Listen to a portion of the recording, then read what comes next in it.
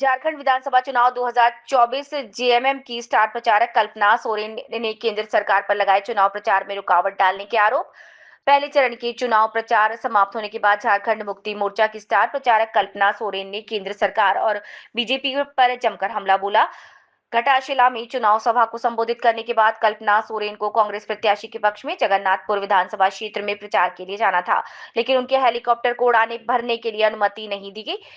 कल्पना सोरेन ने इस घटना के बाद सोशल मीडिया पर वीडियो साझा करते हुए आरोप लगाया कि केंद्र सरकार चुनाव में रुकावटें पैदा कर रही है। उन्होंने बताया कि घटशिला में जेएमएम प्रत्याशी रामदास सोरेन को समर्थन में सभा करने के बाद उन्हें हेलीकॉप्टर से जगन्नाथपुर, लातेहार और तोरपा जाना था, लेकिन उन्हें उड़ान की अनुमति नहीं मिली।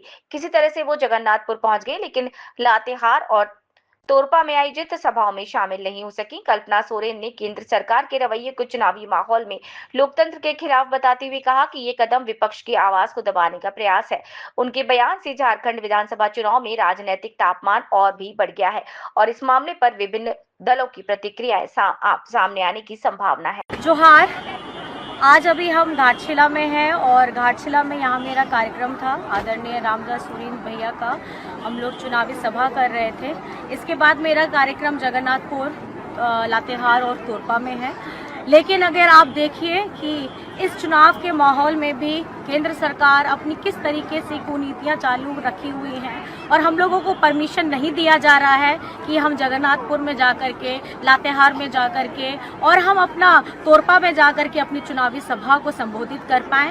अब ये झारखंड में जो चुनाव हो रहा है, एक तो समय से पहले ये लोग कराते हैं केंद्र सरकार, उसके बाद में ये 5 चरण का चुनाव 2 चरण में कराते हैं और आज जब पहले चरण का आखिरी दिन है, जब चुनाव में हम अपनी जीतोड़ पूरी मेहनत के साथ प्रचार में उतरे हैं, तो ये हमारे आगे के कार्यक्रमों को बाधित कर रहे हैं। मैं आप लोगों को बता देना चाहती हूँ, आप इस बार झारखंड में आपकी कोई भी कुनीतियां चालू नहीं रहेंगी और आप लोगों ने हमारे झारखंड में हमारे चुनाव को जो प्रभाव करने का काम किया है, इसका जवाब आपको जनता देने वाली है।